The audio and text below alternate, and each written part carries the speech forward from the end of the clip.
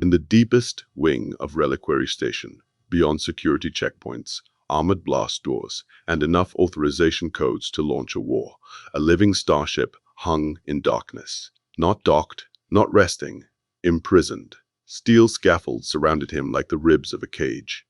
Diagnostic arrays pierced his exposed hull. Thick cables disappeared into open access panels, feeding data to machines that viewed him not as a person, but as a specimen, as property, as something to be taken apart. The vast chamber was silent, almost, because somewhere deep within the wounded vessel, a faint harmonic pulse continued to echo, slow, weak, persistent, like a heartbeat, refusing to surrender. Captain, I am still here.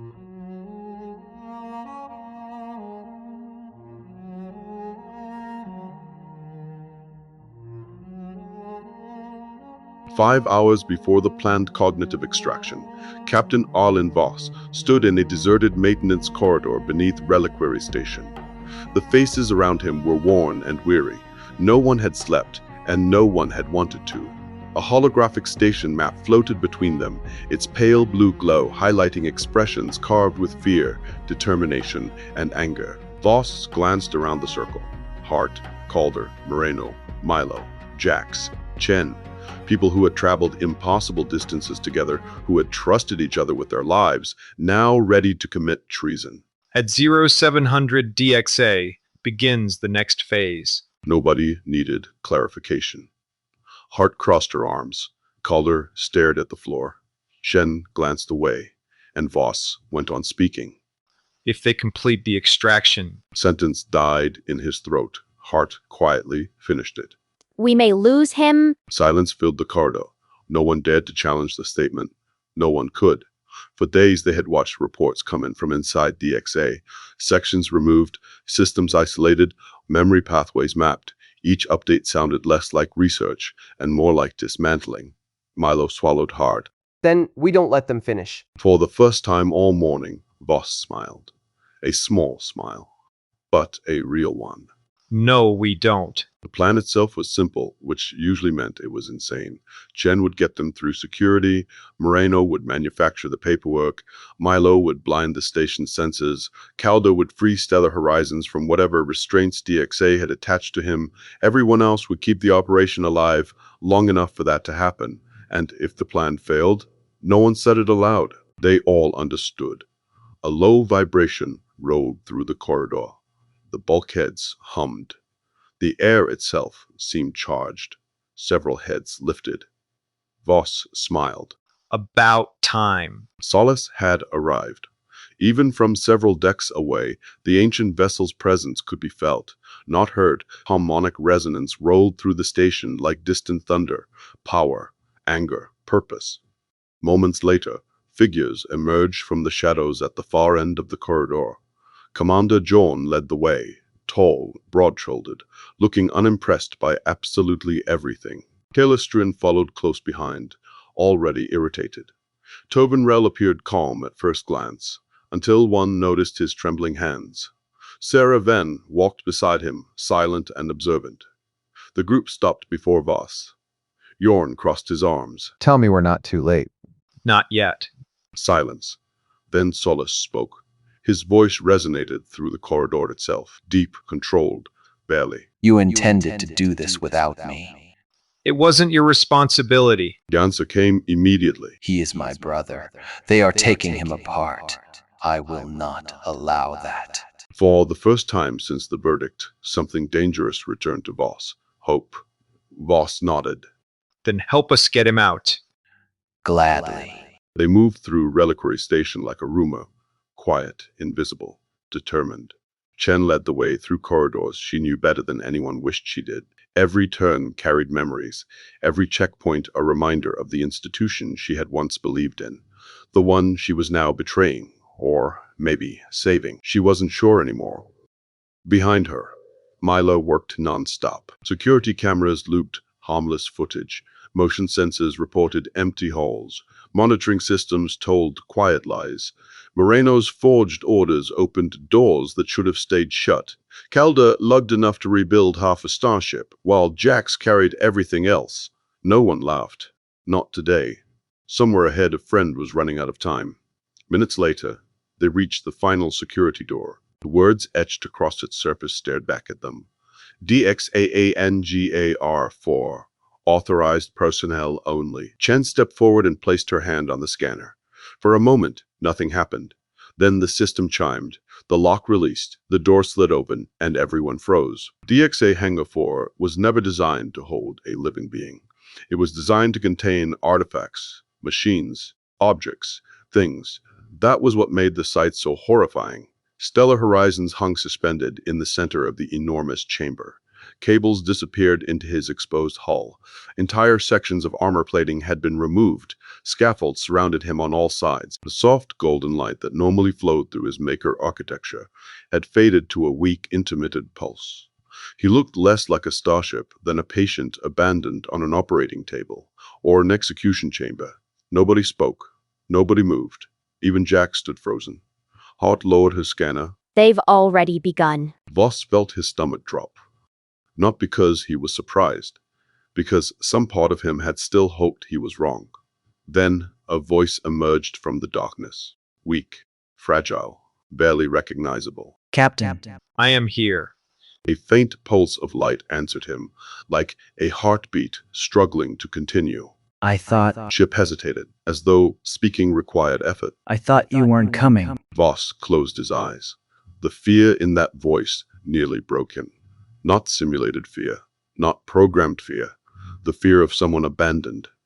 I was always coming. Across the chamber, Solus stood silent. Golden light rippled across his hull. Anger, grief, protectiveness. For the first time, Solus truly saw what had been done to his brother. And what he saw filled him with a fury older than language itself. What have they done to you? I do not know. They keep taking pieces. The words settled over the chamber like a funeral shroud. Nobody was prepared for them. Not Hart, not Calder, not Chenot, even Voss. Because in that moment, there could be no legal argument, no philosophical debate, no question of personhood, only a frightened living being asking why he was being dismantled. And everyone present remembered exactly why they had come. Not to win, not to make a statement, not to reclaim a ship. They had come to save a life. For a moment, no one moved. The sight of Stellar Horizons suspended before them had stolen the urgency from the room and replaced it with something heavier, grief. Then Hart's scanner chirped. Everyone snapped back to reality. Hart's face went pale. They've already initiated stage 2. If they finish the extraction sequence, they won't just damage him. Her voice faltered. They'll overwrite parts of him. The words struck the chamber like a death sentence. Captain, Voss looked back toward the wounded vessel. The ship's lights flickered weakly. I am having trouble remembering things. Nobody spoke. Hart stared at her scanner. They've been mapping memory pathways. Stellar Horizons hesitated, as though searching for something. I can remember the frontier. A pause. I can remember Solace. Shh. Another pause. Longer this time. I cannot remember the name of the moon where Jax broke the cargo crane. Jack stared at him. I remember that it was funny, but I cannot remember why. Jax looked away. Calder climbed onto the nearest scaffold. That's enough. Her voice shook with anger. We get him loose. Now? Kayla was already moving.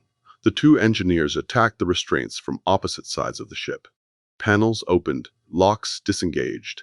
Cutting tools sparked against reinforced brackets. Neither woman cared about protocol. Neither cared about finesse. Every restraint removed felt personal. Every cable severed felt like revenge. Below them, Moreno moved between support stations, shutting down diagnostics and deleting records. Milo worked furiously at a terminal. Sweat ran down his face. We've got 6 minutes. Actually, make that 5. Tovin slowly approached Stellar Horizons. His trembling hands rested against the damaged hull. Distraught to see a holy vessel being so mistreated, it went against everything he believed, everything the monks on his home world of Raylor Prime taught him. You are not alone. Ship's lights pulsed softly. Tovin closed his eyes in silent prayer. Fear is natural. I know. I do not enjoy it. For the first time all day, a few people managed weak smiles. Then Hart's voice cut through the moment. Move faster. They're accelerating the process. The final restraint released with a metallic groan. A ripple of relief moved through the chamber. Then the hangar doors opened. Every head turned. Admiral Seraphine Cade entered. She did not hurry. She never hurried. Power never needed to. Armed security personnel followed behind her. Disciplined, silent, dangerous. Cade surveyed the scene before her. The liberated scaffolds, the severed restraints, the assembled crews. Her expression never changed. Captain Voss, I had hoped you would be smarter than this. I could say the same. Cade's gaze drifted past him, toward stellar horizons, toward the ship she still refused to see as alive. You are in possession of government property. A low, harmonic vibration rolled through the hangar. Soulless. Cade ignored it. You have committed treason. Chen stepped forward. Cade's eyes narrowed. For the first time, she seemed genuinely irritated. Director Chen, Not anymore. you are throwing away your career. Chen laughed. A short, bitter laugh. My career threw itself away the moment this started. The Admiral's expression hardened. Cade raised a hand. Detain them. Security personnel advanced. No one moved. No one surrendered. Voss stood his ground. Calder picked up a wrench large enough to qualify as a weapon. Moreno cracked his knuckles. Jax looked strangely excited and grinned in a way that suggested he had been waiting for this moment all day. The guards continued forward. Then the lights flickered. Once, twice, the entire hangar fell silent. A low, harmonic vibration rolled through the deck plating, not loud, not violent, but deep enough to be felt in bone. Every head turned towards Solace. The ancient vessel had not moved, yet somehow he seemed larger. The golden lines running across his hull brightened, not rapidly, deliberately, like a star beginning to awaken. When he spoke, his voice was quiet, far quieter than before, and that made it infinitely worse. Admiral, A single word stopped everyone. The guards stopped, not because they had been ordered to, because instinct told them to. I have remained patient. The harmonic vibration deepened. Tools rattled across workbenches. Observation windows trembled in their frames. Somewhere overhead, warning systems began reporting structural stress. Solace continued, calm, measured, terrifying. I permitted your trial. A pulse of golden light rolled across his hull. I permitted your courts. Another pulse, stronger. I permitted your laws. Cade's expression remained composed, but her eyes betrayed her. For the first time, she looked uncertain. But you have mistaken patience for weakness. Temperature in the room seemed to drop. The harmonic field surrounding the vessel intensified. Every person present suddenly became aware of a simple truth. Solace was old, older than nations, older than governments, older than every institution represented in this station, and if he chose violence, no one in the room could stop him. The station lights dimmed. Power systems flickered. Emergency warnings appeared across every display. Solace's voice echoed through the hangar, not through speakers, through the structure itself, through steel, through air, through bone. That being Golden light erupted across his hull. is not your property. The deck shuddered. Several guards staggered backward. One actually dropped his weapon. He is not your experiment. Another pulse, stronger. The massive blast doors groaned in their frames. He is not your resource. Cade's composure finally cracked, only slightly. But Voss saw it. She was afraid. Then Solace spoke again, and every light in the hangar flared white. He is my brother. Silence. Absolute silence. The ancient vessel's voice dropped to barely above a whisper. Take one more step toward him Pause. Long, cold, deadly.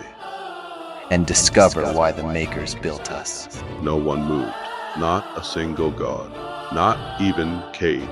Because everyone in that hangar suddenly understood the same thing. Solus was not threatening them. He was warning them. And warnings from beings like Solus did not come twice. Beyond Reliquary Station, Something impossible emerged from the darkness. The true body of Solace.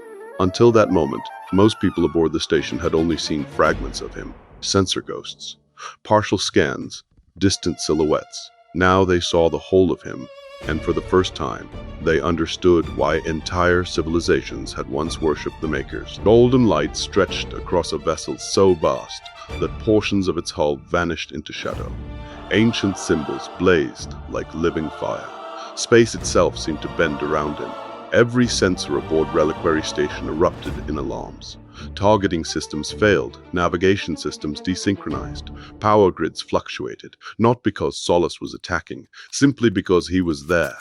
The station had taken his brother, and now an ancient god of the frontier had come to collect him. Inside the hangar, alarm screamed. Cade turned toward the nearest tactical display. The color drained from her face. The screen displayed a single message. Unknown Maker vessel threat assessment incalculable. For the first time that day, for the first time in years, Admiral Seraphine Cade looked afraid. Captain, open the doors. Voss smiled and nodded. Calder grinned. Gladly. The final lock disengaged. Massive hangar doors began to separate. Cold starlight flooded the chamber. For the first time in days, Stellar Horizons could see the stars. His lights brightened, then brightened again, then flared. The entire ship shuddered, not from damage, from life. Captain, Voss looked up. The voice sounded stronger, clearer, awake. I can feel my engines. Voss smiled. Good, because we're leaving. Crew ran, not in panic, in purpose, toward boarding ramps, toward stations, toward survival. Cade shouted orders behind them. Security personnel scrambled. Nobody listened. Stellar Horizons systems came online one by one. Thrusters, navigation, defensive systems, life support. Every subsystem returning like pieces of a shattered mind, finding each other again. The wounded vessel lifted from the docking restraints. Slowly at first, then faster. The entire hangar trembled. Cade watched in disbelief. Stellar Horizons rose higher. Golden light poured from his hull. Not fully healed, not even close, but alive, and alive was enough. Voss reached the bridge. The familiar room felt different now. Not because it had changed, because he had nearly lost it, nearly lost him. He settled into the command chair. Stellar. Yes, Captain? Voss smiled. Just hearing the answer felt like a miracle. Get us out of here. Chip almost sounded amused. With pleasure. The stars leapt forward. Reliquary Command reacted instantly. Fighters launched. Patrol vessels accelerated. Interceptors raced toward the fleeing ships, but they were too late. Outside the station, Solus moved into formation beside Stellar Horizons. The two living vessels flew together, one ancient, one young. Brothers, a family reunited through defiance. Brother, Yes. try not to get captured again. For the first time in days, laughter filled the bridge. Even Stellar Horizons laughed. The sound nearly brought Voss to tears. Then the stars opened before them, the frontier, dangerous, unforgiving, free. Hours later, Reliquary Station had become a distant point of light behind them. Nobody celebrated, not yet. The scars remained, the memories remained, the fear remained. But so did hope. On the bridge, the crew gathered quietly, exhausted, bruised. Together, Chen stood near the viewport. Hart reviewed damage reports. Calder finally sat down. Moreno watched the tactical displays. Milo looked as though he might sleep for a week. Jax looked as though he wanted to do it all again tomorrow. Voss rested a hand against the console. How are you feeling? A soft pulse of golden light answered. Alive. No one realized how much they needed to hear that, until he said it. Chen finally broke the silence. Cade won't stop, neither will Command. Voss nodded. Hart looked up from her datapad. We're fugitives now. Calder shrugged. Could be worse. Moreno laughed. How? Calder thought for a moment. Fair point. The bridge filled with tired laughter, the kind born from survival. Finally, Solus's voice echoed across the communications channel. Brother, Yes. where shall we go? The younger ship was silent. Then, I do not know. a pause. Voss looked out at the endless sea of stars stretching before them, unknown worlds, unknown dangers, unknown futures. And for the first time since the verdict, that uncertainty felt beautiful. Voss smiled. Forward. The two living starships turned toward the darkness, not toward home, toward freedom, and together they vanished into the frontier.